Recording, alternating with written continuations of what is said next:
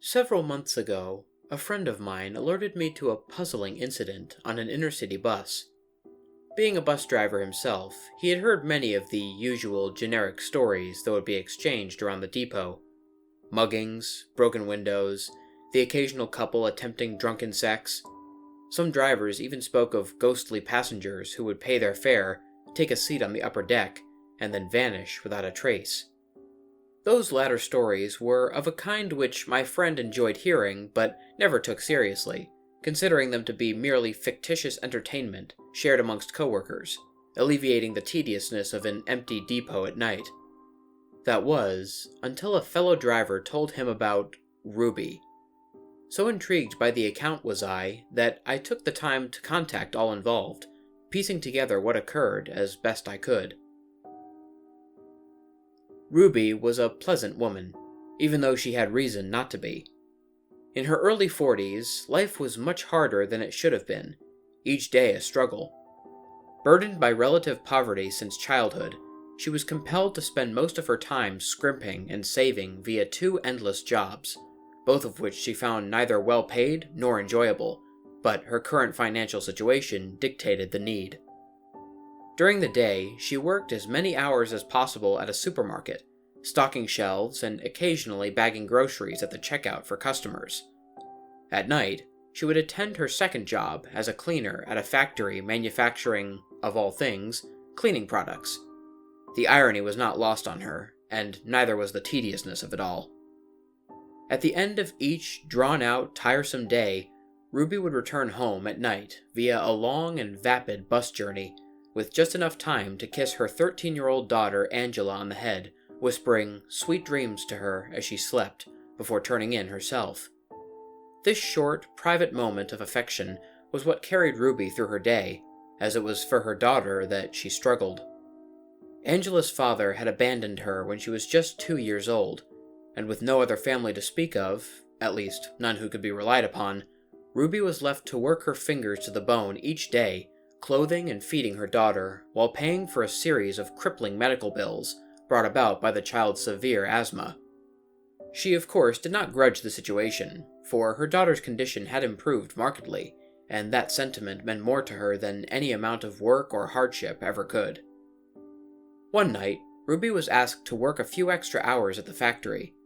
While she was perpetually exhausted and yearned even for the most meager of rests, she accepted the offer gratefully, as more hours meant less debt. She simply could not afford to decline the opportunity. At 11:37 p.m., following the end of her shift, she stood at the nearest bus stop, illuminated by an overhead street lamp in the darkness, waiting with heavy eyelids for the last bus of the night to arrive. Thankfully, the wait was not long, and soon the elongated vehicle cumbersomely inched up the road, slowing before stopping, opening its hydraulic doors with a hiss, welcoming her into its embrace. The driver, a balding and irritable man who appeared equally as tired as she did, grumbled for Ruby to pay her fare, which she did after rifling through her handbag for what seemed like an age, finally producing the desired amount of loose change, much to the driver's annoyance. In a dazed lethargy, she wandered down the aisle, taking a seat next to a window at the back.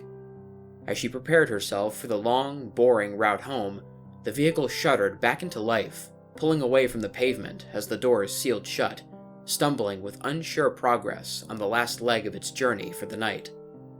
The engine growled, the vibrations climbing up the frame of the bus, rattling the windows slightly and causing the seat, which Ruby now slumped in, to quiver in response. The vehicle had seen better days and was clearly reaching the end of its life. The grime on the windows and floor was a congealed reminder of the countless thousands who had sat in each of the seats, weary and thinking of home. Discarded gum stuck to a shoe, the murmured grievances of its passengers vented daily. Yet, at night, the enclosed frame of rusting and neglected metal seemed almost serene in its apparent emptiness. With each turn of a corner, the bus juddered from side to side, and while the bright fluorescent lights, which beamed down from sterile fittings in the ceiling above, were enough to keep anyone awake, Ruby found that sleep still lay at the forefront of her mind. Except for the driver, the bus lay empty, as best she could tell without climbing the coiled stairs to the upper deck, which remained obscured. As is quite common of weary commuters, Ruby lay her head against the vibrating window to her side and persuaded herself that it would be acceptable to rest her eyes for a moment, just for a few minutes, enough to find some solace from the tiredness which forever haunted her. As the bus turned yet another corner, the soothing, shaking movements rocked its lonely passengers slowly, gently, and finally to sleep. How long her eyes had been closed for, Ruby did not know, but as her conscious mind came back sharply into focus from its slumber, the concern of having missed her stop presented itself. She detested leaving her daughter alone at home in the first place, never mind for any longer than was necessary. This worry, however, was soon replaced by something else. An uncomfortable sensation of personal boundary and social convention broken, of the air displaced by the form of something close. For as Ruby's eyes adjusted to the jagged fluorescent lighting once more, and the bus itself shook and grunted along the darkened concrete below, she stared at her reflection in the window, a mirror image now altered from what it had been before. A chill crept up her spine as she viewed the appearance of her own overworked, sleep-deprived, and worried features, alongside the strange impression of the person now sitting in the seat next to her. As the city lights flashed by from outside, Ruby stared at the window momentarily. Then, nonchalantly, she turned her head to look around, deliberately avoiding staring at the individual beside her. But this only added to the sense of unease, for other than herself, the driver, and the passenger, there was no one else present. This was not unusual, as public transport was never that busy at night, except during the weekends. The city quite happily asleep, or readying itself for bed, only to wake in the morning for work. But what concerned her was that a person would choose to sit next to a perfect stranger on an empty bus at night, when they were surrounded by vacant seats. Not wishing to be rude, she continued to gaze at the reflection, as the passenger's appearance captivated her attention, being unusual somehow. Head bowed as if staring at the ground, features obscured by the hood of a dark green jacket. This also added to the peculiarity of the individual, as it was a summer's night, and yet they were clothed as if for winter. For a little while they sat in silence, but as the bus continued on its journey, Ruby felt increasingly agitated, partly by the proximity of her unwelcome companion, but more so by an unknown factor. She could not truly identify why she was so anxious, but a nervousness had begun to overcome her, and the vocal silence which proved the only buffer between them poked and prodded at that sense of discomfort, pulling away at it like a scab. As seats rattled and the floor vibrated with each uneven depression of the road, she peered out the window once more, attempting to allay her unquestionable yet unexplained trepidation. The street which they were currently on was familiar to her, and with a welcome sigh, Ruby realized that she had not slept long enough to miss her stop. The sense of relief was enough to momentarily overcome her apprehension, and while caught in a more positive frame of mind, she began to consider simply talking to her unexpected traveling companion, to break the uncomfortable silence of one sitting so close. Slowly, she turned to the passenger. Laying her eyes upon the figure, their appearance was far removed from the distance and unreality of their mirror image. Immediately, Ruby felt frightened, as if staring at someone who should not be. The dark green jacket was dirtied and scuffed in places, accompanied by a damp smell, with a blackened material around the rim of the hood, where once a lighter color had ruled. And it occurred to Ruby that she had not seen anything like it for many years. Made from waxed canvas, a raincoat in style, yet seemingly untouched by water for some time. The passenger's gender was a mystery, as what could be made out of his or her features implied neither, yet both. With head still bowed, staring down at the ground, the tip of a nose could be seen, the impression of a chin given, yet nothing more. "It's getting a little cold in here," said Ruby, half statement, the rest a question.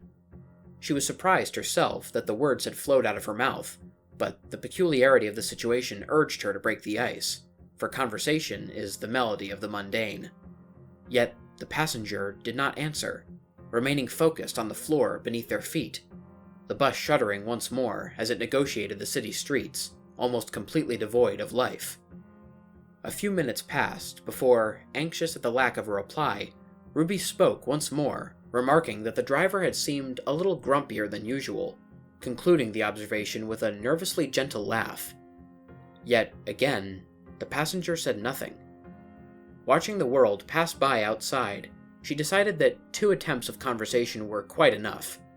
She would leave him or her alone, and hope that the rest of the journey did not drag on for much longer, as a desire to be away from the strange person sitting beside her grew. Then, a sound.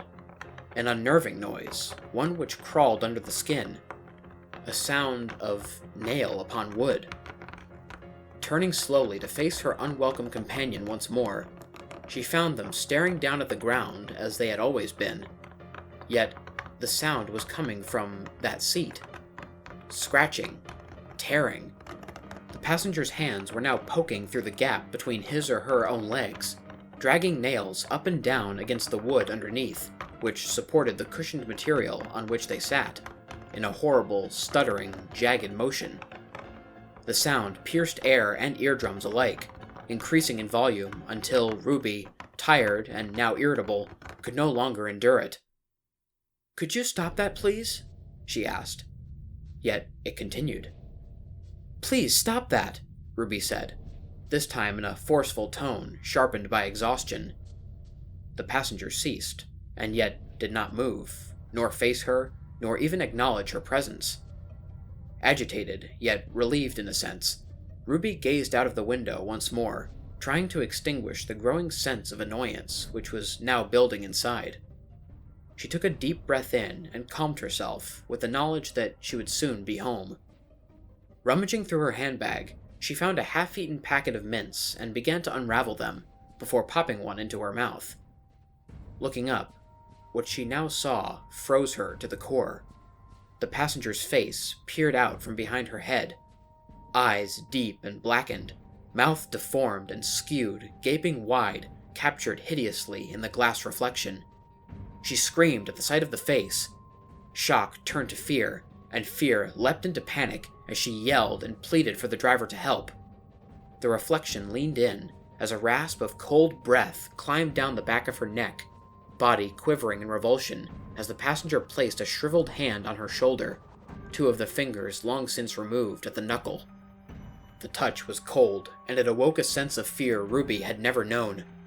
Clawing for survival, she shrieked as the distorted hand pulled her close. With effort steeped in terror, she tore away from the abhorrent grip, leaping into the seat in front, scrambling over the aisle, and falling to the ground, bashing her cheek against the floor.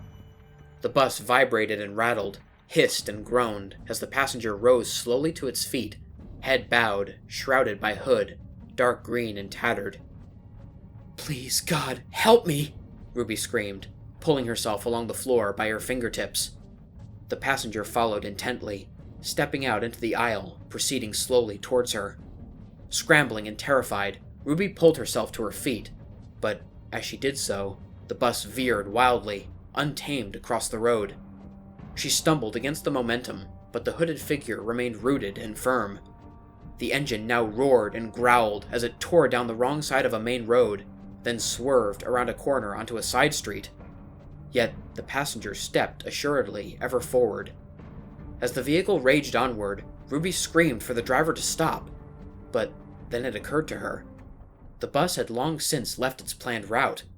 It screeched across concrete before hurtling down a lane which was barely wide enough to house a car, let alone anything more substantial.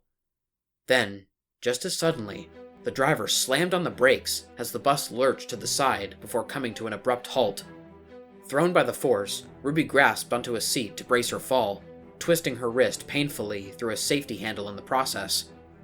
The engine roar diminished to a weak whimper as the passenger stepped forward once more. Bruised and shaken, Ruby stumbled to the front of the bus, bashing her hands in desperation against the closed sliding doors, desperate for escape. No matter how loud she yelled, no matter how many times she struck with the sides of her fists against the metal and glass, it would not yield. She was trapped. Turning to plead with the driver to open the door to his cabin and shield her from the monstrosity bearing down upon her, she saw that it was too late. There he lay, draped across the wheel, unconscious or dead, his body entombed in the glass cubicle, the release button for the bus door goading her from the dashboard on the other side. Escape was inches away, yet denied by a panel of safety glass which she did not have the strength to break. A hush then fell as the figure continued towards her. "Please, leave me alone," Ruby begged, fighting back tears. Yet the passenger did not answer. The head remained bowed as each footstep cleanly and clearly knocked on the floor, one after the other. Closer. Nearer. "What do you want from me?" Again, no answer. For a thing that should not be needs no justification. Tears now flowed down Ruby's face as terror spread like a cancer, clouding her thoughts and stemming her actions. Yet the passenger drew closer still, unmoved by her pleas. In a fit of utter desperation, Ruby turned to the driver once more. "Wake up! Please! Damn it, wake up!" she cried, but he remained motionless. However, the passenger did not. It was upon her, standing only inches away, the muddied green raincoat sheltering a grotesque being implied inside.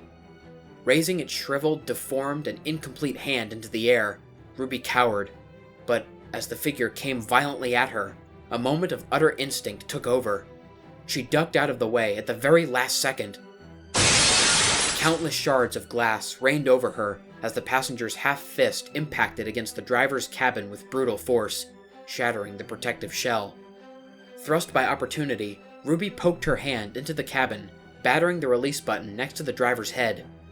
The doors seethed open, and just as the passenger raised its hand once more, Ruby escaped into the night. The police were called and quickly attended the scene, only to find the driver covered in glass, dazed but alive and well. He remembered very little of what took place, as the last thing he recalled was Ruby paying her fare, before he then passed out. There was no memory of driving the bus on the final leg of its journey, nor did he possess any knowledge of the hooded passenger who had smashed the driver's cabin. With no small amount of digging on my part, I was able to contact Ruby, who, after a little persuasion, spoke to me in detail about that night. The entire ordeal had taken its toll upon her, but she was not thankless for the experience. For, despite not being on its route, the bus had mysteriously stopped outside of her home. Stricken with terror, she had instinctively entered her tiny apartment and locked the door behind her. But before phoning the police, she quickly called for an ambulance. Her daughter had suffered a terrible asthma attack and lay moments from death on the floor. Thankfully, she survived. The police found no evidence of the passenger, no CCTV footage nor eyewitnesses. It was as if the hooded figure had vanished without a trace. All but for one chilling reminder that it had indeed been there. For at the seat where it had sat was a message, clawed into the wood underneath. 2 words, which simply read, "Not yet." In Ruby's mind, those words have haunted her more than any hooded figure ever could. For if not yet, when?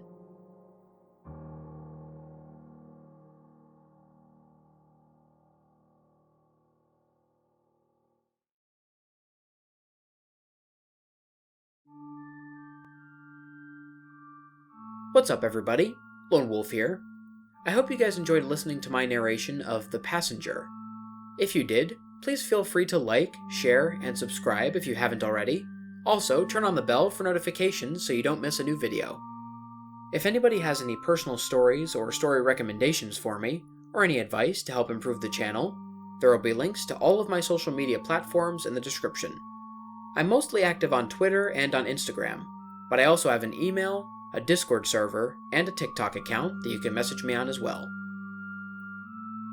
Until next time, stay spooky. And remember, the hunt begins when the moon is full.